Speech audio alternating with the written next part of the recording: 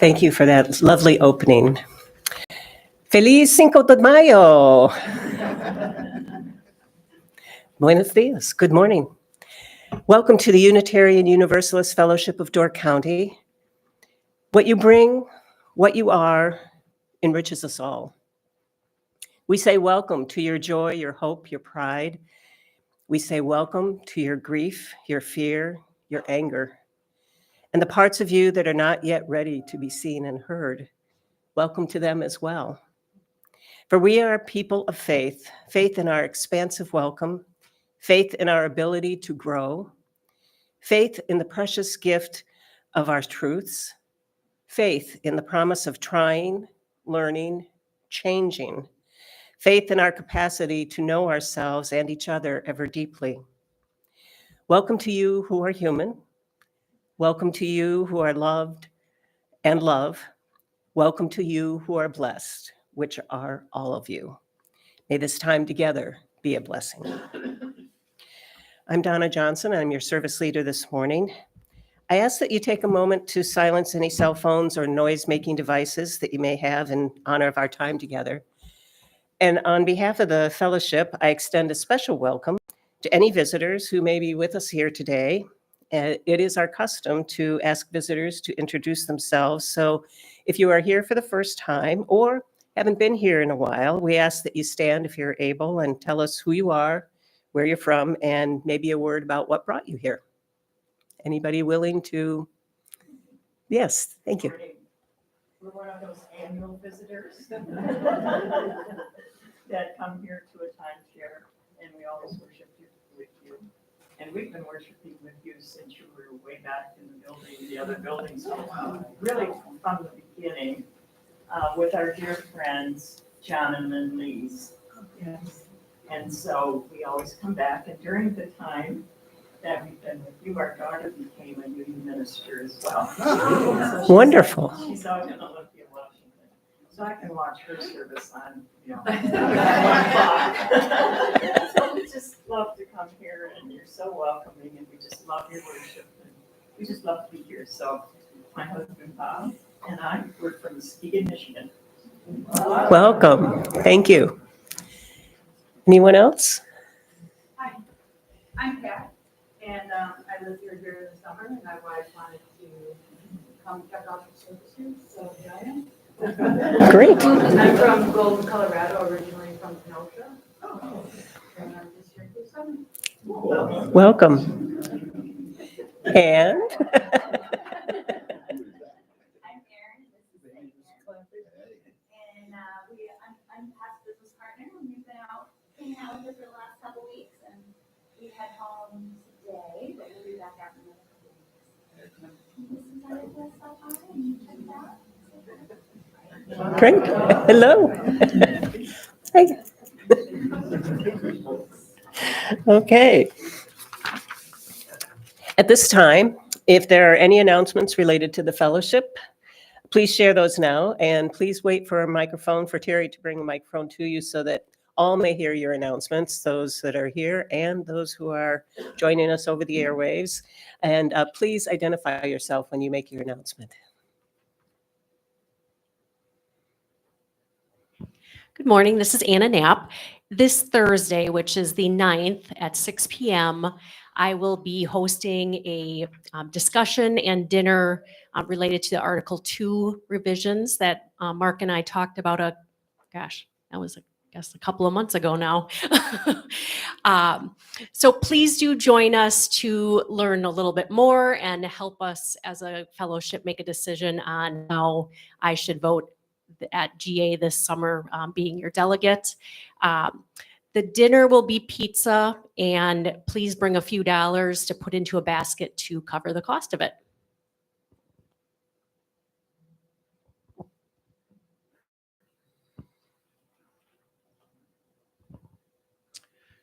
Good morning, Bruce Nelson, and it's May, so it's time for our work on Adopt a Highway program, a section of the highway north of Ellison Bay. So there's a sign-up sheet on the bulletin board in the lobby, but it is May 16th. That's a Thursday with a rain date of the 17th if needed.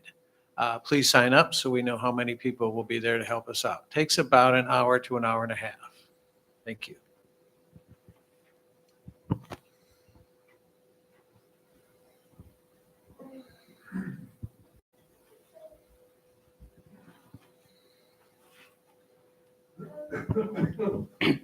Hi, this is Jane Wise, and I have two things. The first one is this small matter of our pledge drive ending and our exceeding the pledge goal, thanks to all of you. So thank you, thank you, thank you, thank you. It took a real team to do that, and it took all of you and your generosity, and we appreciate that. So we asked you for some treasure, some dollars, and now we're going to ask you to continue to participate in your UU, and please fill out one of these forms. They're on the desk, on Sarah's desk as you leave. It has to do with the Outreach Steering Committee, which I hope you've been reading about. If there's information in Friday's e-blast, I think there's information in the main newsletter. It's really kind of our way of continuing the Sundays. So we would like your knowledge and comments and insight into what kinds of organizations in this community we want to try and support, not just monetarily, but with our time and talent. It's an easy form to fill out. It doesn't take long. You can do it today. You can take it home and bring it back during the week. Maybe you can email it to Sarah, whatever you want to do, but we really like your input on this. That's important for your participation. Thank you very much.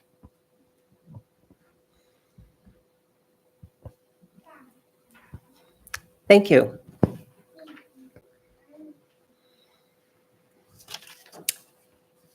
In a time of uncertainty, when everything around us is changing constantly, each day, new developments, rising numbers, changing guidelines.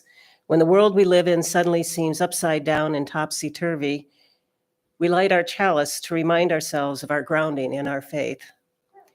We remember that the flaming chalice came into being as a beacon of hope during World War II, a secret symbol that offered help. In the midst of it all, we wrap ourselves in the warm light of a familiar flame, a reminder of the strength that emerges when we come together in community. We light our chalice today, knowing that our hope and our passion are needed to change the world. We bring different gifts to work, but we come together in one faith that what we do makes a difference both to our world and in ourselves.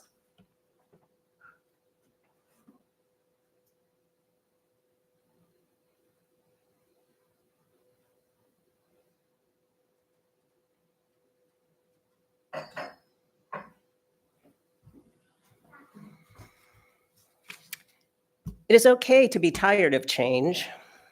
It is okay to be tired of everything different, and learning and growth, and okay to yearn simply for rest. It's okay to be grouchy and unsatisfied in all the ordinary human ways that we are. Let this morning be a reminder that you are loved. Let our time together soothe what is restless in you. May you be comforted in knowing that whatever you are feeling today and other days, you are not alone. You are never alone. Come, let us worship together.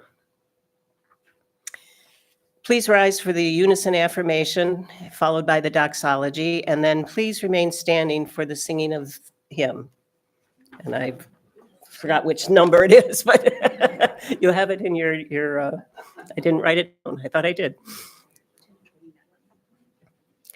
We gather together to seek knowledge and wisdom, to explore freely the vast reaches of mind and spirit, to celebrate in a caring community those truths, ancient and modern, which give meaning and direction to our lives.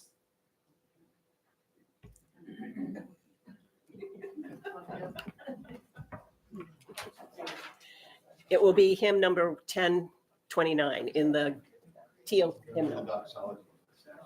But we need the doxology.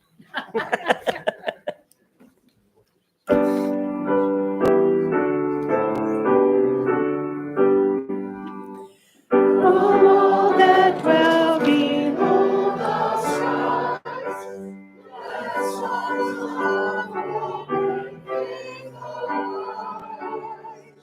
let peace rule on earth below.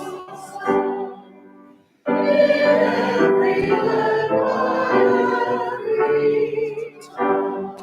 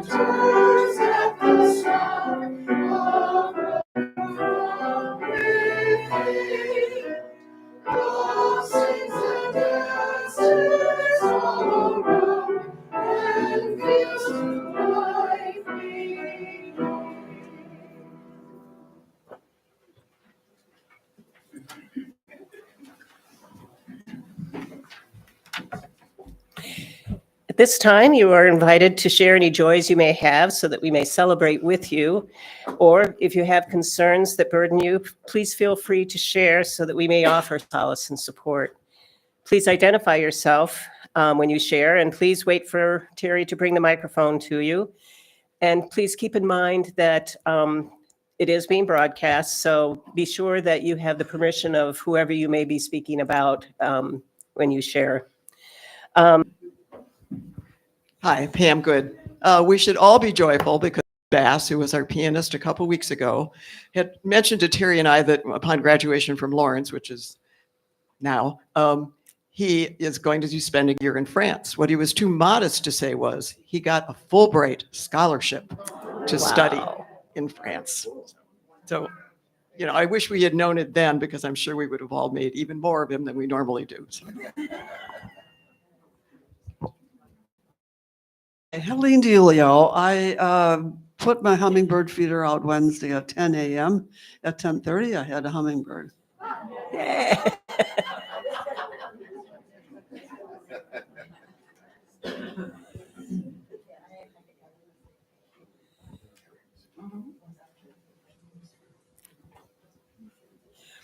Hi, I'm Karen. A concern, I have a niece, Heather, who went in for her first mammogram at the age of 40 and has breast cancer.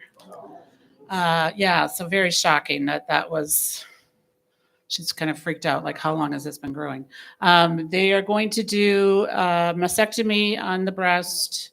They're going to keep a lot of the tissue. And once they kind of get the breast out, they'll look at, I guess there were 4 small spots, but nowhere else. And then they'll do reconstruction if that seems like it's viable.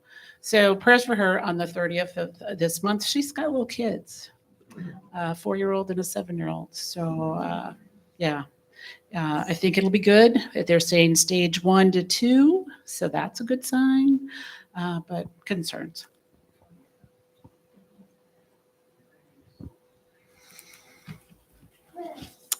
We will now collect the offering. If you prefer, you may make your donation online from our website, uufdc.org. You'll find a donate button on the far right of the homepage. It's very easy and safe, and please give generously to the work of this fellowship.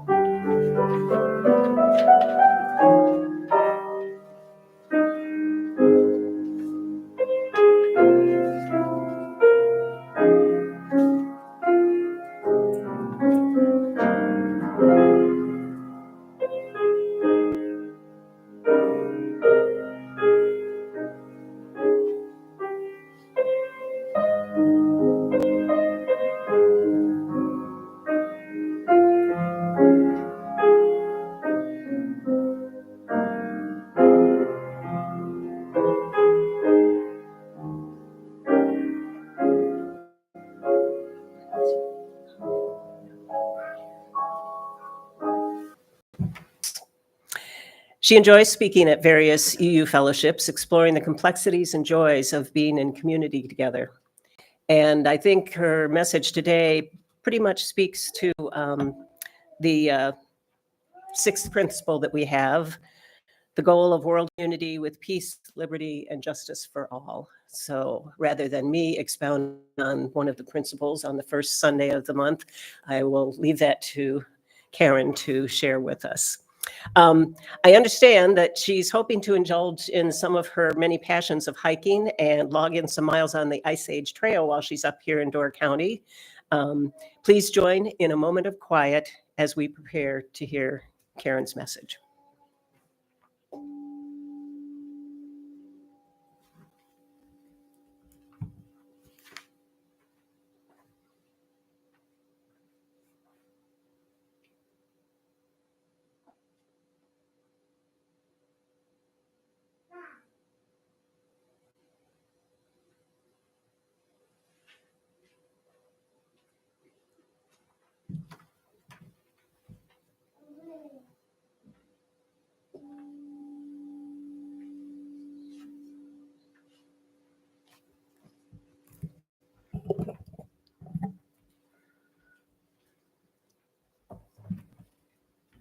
Well, good morning, everybody. It's always a joy to be up here, see your smiling faces, and always seeing some old friends too. So thank you for having me again. Our reading today comes from one of my favorite authors. I think I've read from her books up here many times. It's from Anne Lamott, and this is from her book, Everything, Notes on Hope. We can change. People say we can't, but we do when the stakes or the pain is high enough. And when we do, life changes. Life always offers more of itself when we agree to give up our stubbornness. Nothing keeps us from changing more than our willingness to remain locked into versions of ourselves, into a persona or an identity barred in by heavy leaden rods of self-righteousness. Too often, we'd rather be right than to understand ourselves or others in the world. But it's only understanding, which grows by leaps and bounds of wrong guesses and failed theories, that firms our grasp upon reality. We all know the horror of having to be right with a capital R. Feeling the surge of a cause, whether in politics or custody battles, our righteousness is hot and steamy and, well, kind of exciting. Until the inevitable rug gets pulled out from underneath us. And then we get to see that which we almost never really admit. That sometimes we are all just really lonely and hollow and stripped down to our most naked selves.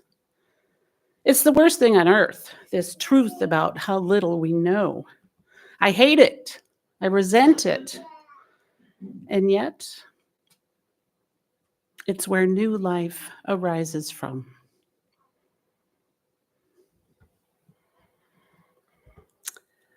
So Norman Lear died at the end of last year. He was a screenwriter and a producer who wrote and created over 100 TV shows during his lifetime.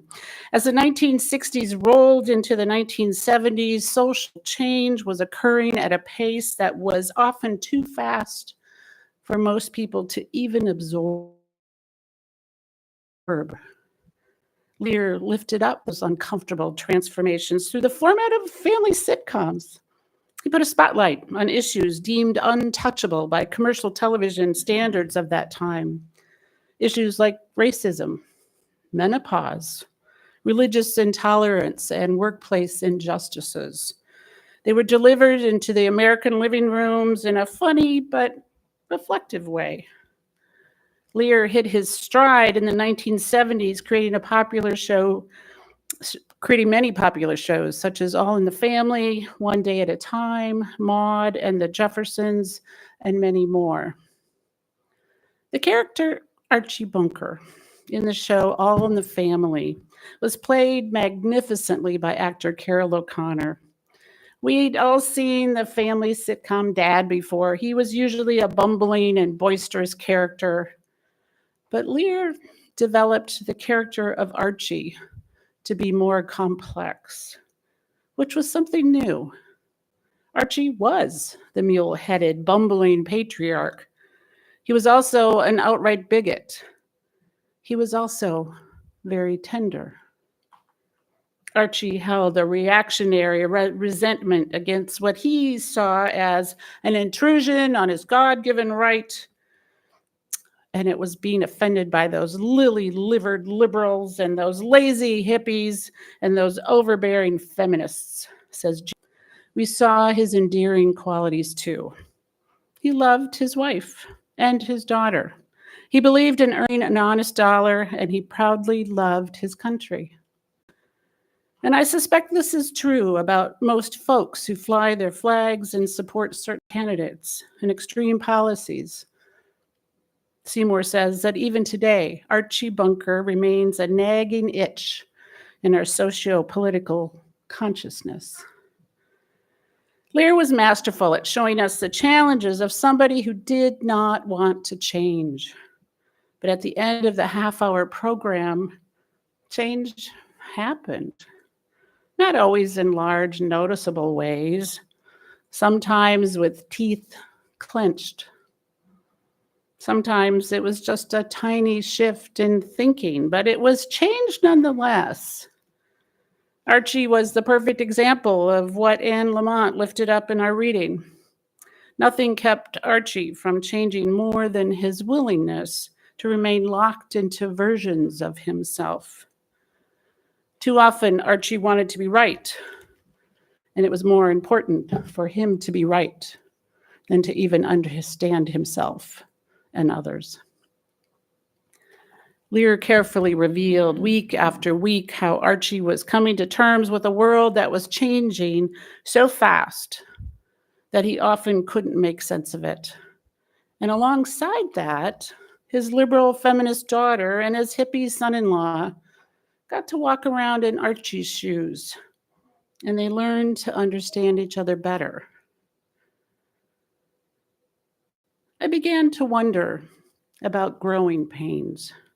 Not the physical ones we experience when we're adolescents, but the emotions that occur for us over our lifetimes. I began to wonder if the changes that we're going through right now in our country, in our communities, and even within our families, if it's just that, growing pains. For any of us who have been in long-term relationships, we know in our hearts that we're always changing. And in turn, those relationships change as well. They have to. You and I are so different than who we were when we were fresh out of high school or even out of college, and rightfully so. We all change as we experience life. We develop more self-awareness. Everything from jobs and relocations and tragedies and loss and relationships, they brush up against us and they change the shape of who we are. And if we can't keep or accept the direction of growth of those we love, those relationships can't breathe. They can't grow or survive. To grow and to be liberated through love, we have to process and accept the changes and growth of those we love. I'm coming up on 39 years of marriage with my partner, Joel. I'm sure some of you in this room have bested me with even longer marriage.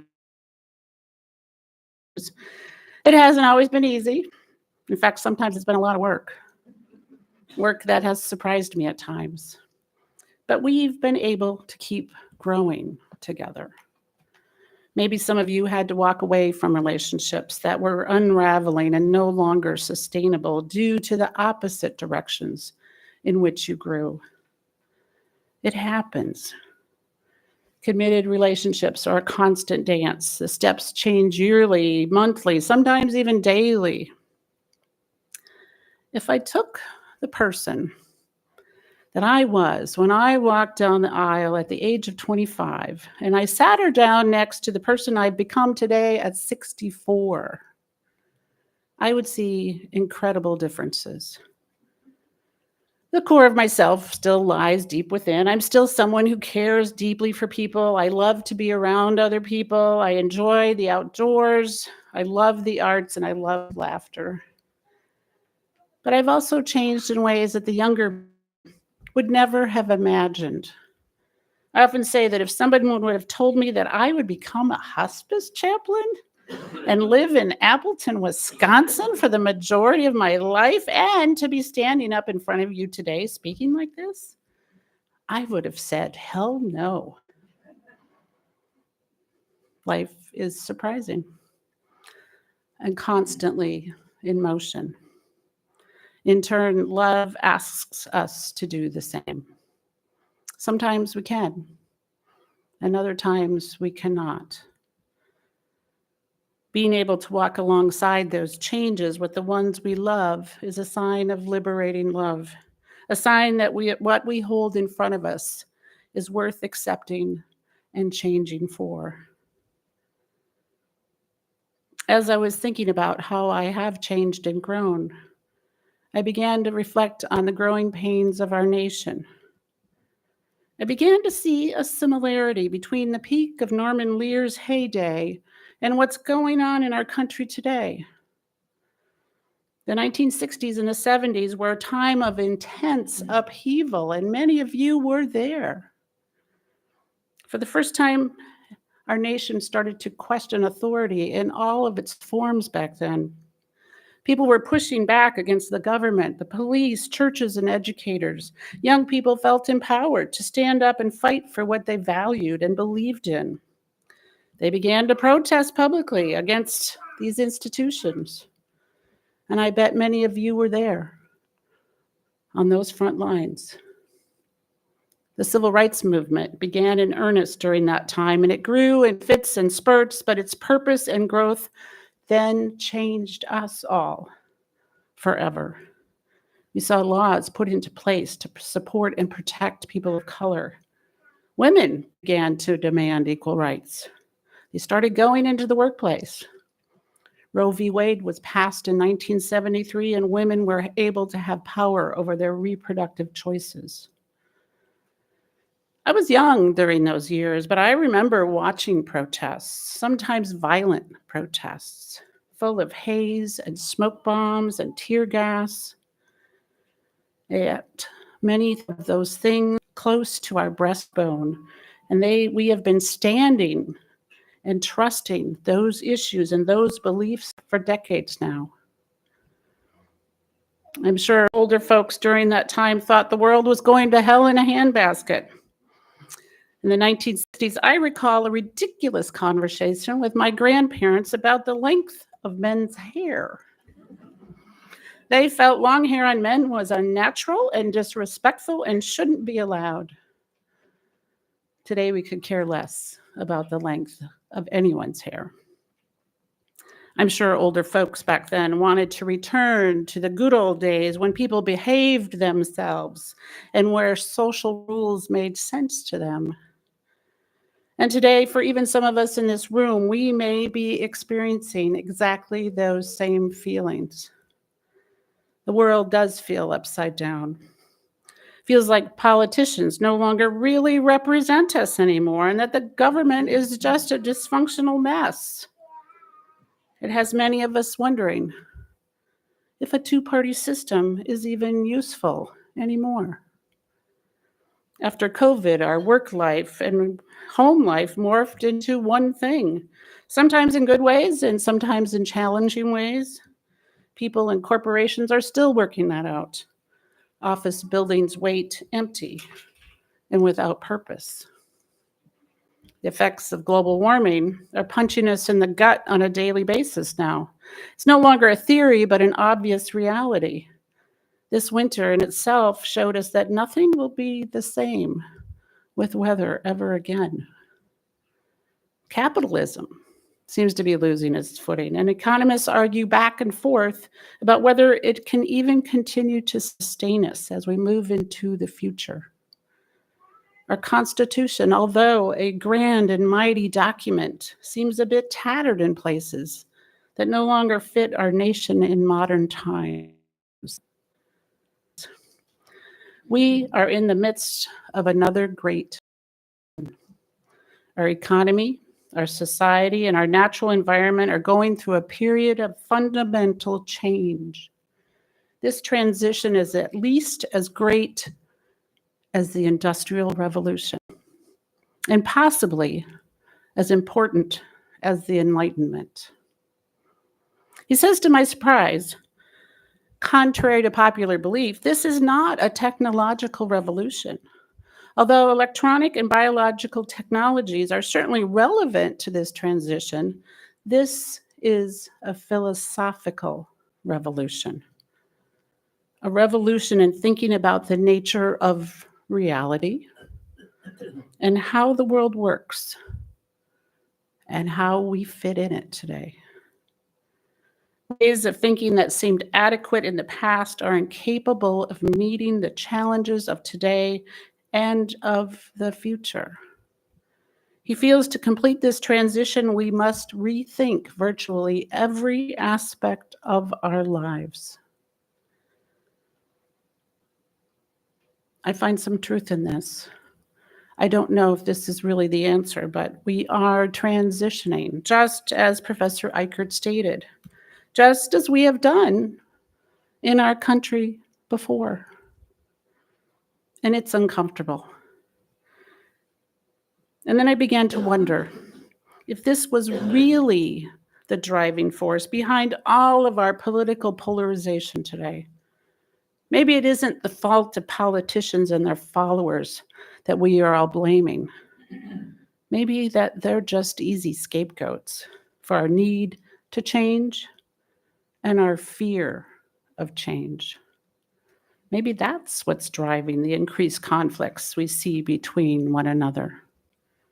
Some folks are grasping at the past and demanding we return to a time when things felt more understandable for them. And at the same time, others are racing forward, demanding that they be seen and be accepted in ways we have never experienced before. College protests have returned to those same levels that we saw in the 1960s with arrests and police using force and governors watching this all unfold. We again struggle. We have yet to find a way and a language to do this with integrity and respect. LGBTQ folks are demanding to be accepted and to have civil rights just like anyone else. New understandings of gender and sexuality, which were always present but in the past hidden, are now being drawn out into the public square. Bringing these issues out into the light has made it clear that there is confusion and an absence of language that we desperately need to sort out so that all people, no matter their gender or sexual identity, can live their lives freely, being who they feel they really are. The Black Lives Matter movement has helped to create stronger boundaries around the way law enforcement interacts with people, and it's held police to be more accountable. But even with these changes, we seem to fall so quickly back into the old traps of institutional racism. Indigenous nations worldwide are demanding treaty rights and reconciliation. Abortion rights have been taken away and given back and removed again. So many states and courts are struggling with defining the language and the rights of embryos, the unborn, and the rights of the people who carry them. Augie Jones, an activist, writer, and expert on environmental racism, says that we are all experiencing great discomfort, especially when the balance of the social playing field changes. He invites us to be authentic about how we feel about these growing pains. He says the Oxford Dictionary describes the existential definition of authentic to be how we, as an individual, relate emotionally, appropriately, and responsibly toward other humans. He says this means it's a functional, positive, and relational way of thinking that allows for mistakes, promotes apologies on both sides, and most importantly, respects the first voice experience of those who are asking to be treated and addressed in particular ways. And that we, those of us who are living within this change, should not be offended when we get called out, because that is how we learn, and that is how we do better. When asked how we can navigate this modern social environment, Jones replies, simple, with humility, empathy, and authenticity. That is simple. The most logical way that we can interact socially with one another is with the understanding that we are going to do and say things that will initially offend others or cause disagreement.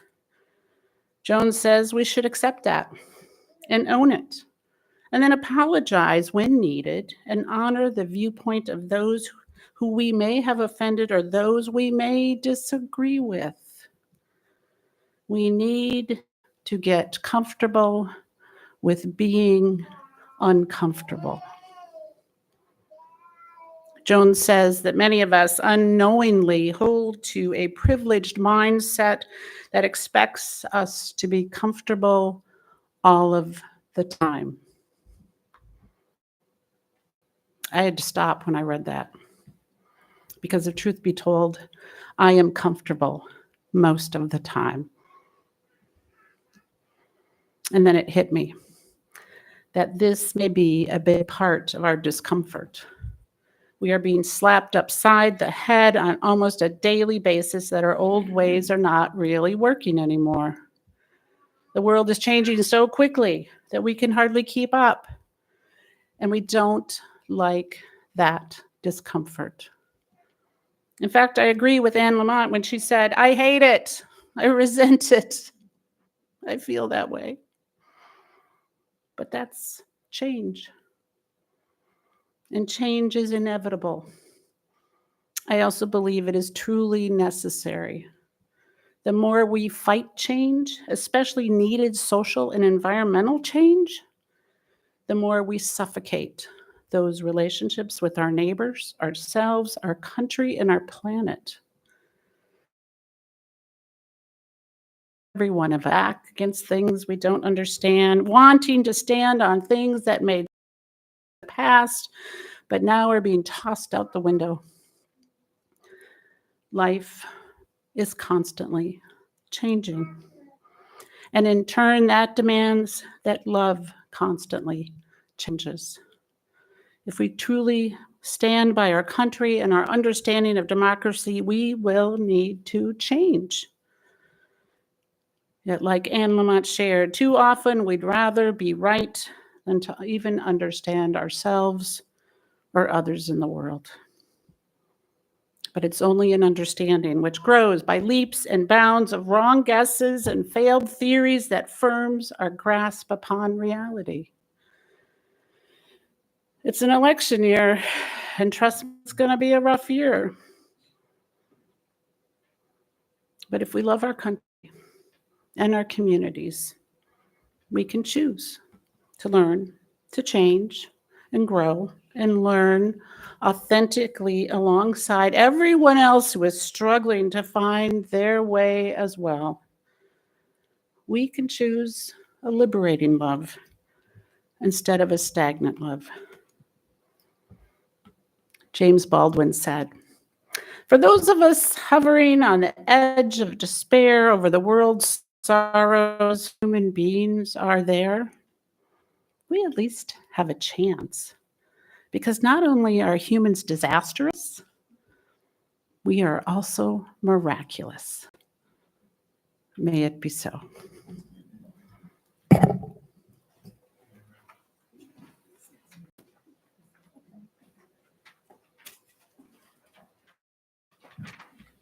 Please stand, embody your spirit. Number 146, soon the day will arrive.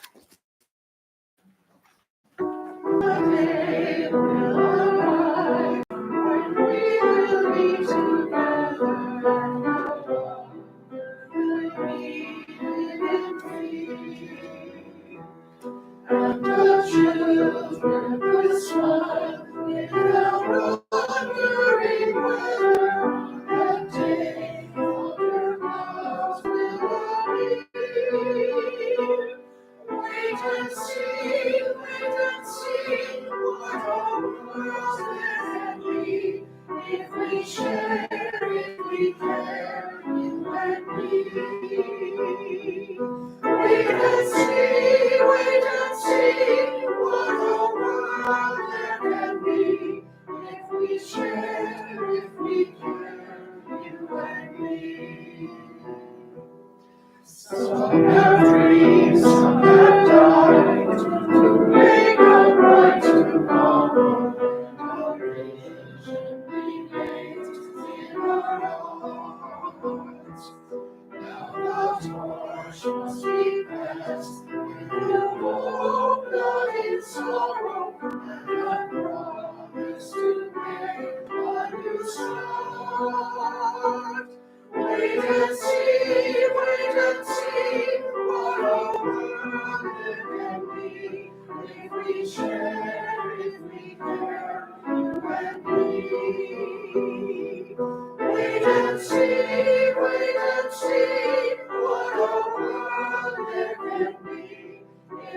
share, if we care, you and me.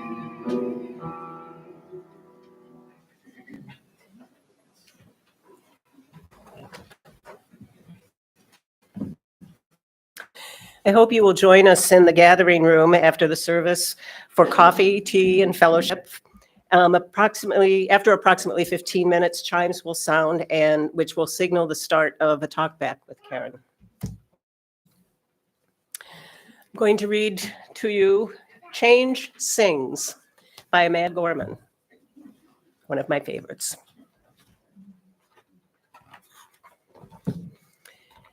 I can hear change humming in its loudest, proudest song. I don't fear change coming, and so I sing along. I scream with the skies of red and blue streamers. I dream with the cries of tried and true dreamers. I'm a chant that rises and sings. There is hope where my change sings. Though some don't understand it, those windmills of mysteries, I sing with all the planet and its hills of histories. I hum with 100 hearts, each of us lifting a hand. I use my strength and my smarts, take a knee to make a stand. I'm bright as the light each day brings. There is love where my change sings. I show others tolerance, though it may take some courage. I don't make a taller fence, but fight to build a better bridge. I talk not only of distances, but from where and how we came. I also walk our differences to show we are the same. I'm a movement that roars and springs. There's a wave where my change sings. Change sings where?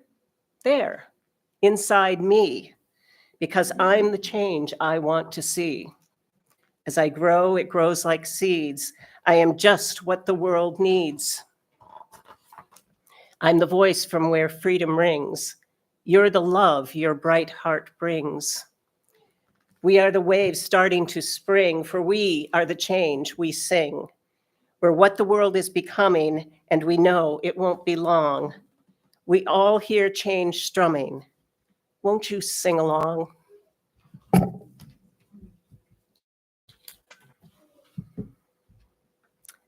Like the flame of the chalice, may the flame in our hearts burn, remaining unextinguished. May it ignite our energies, our drive, our resolve to dream, to build, and live into the world that good which exists for now only in our imaginings. May it be so.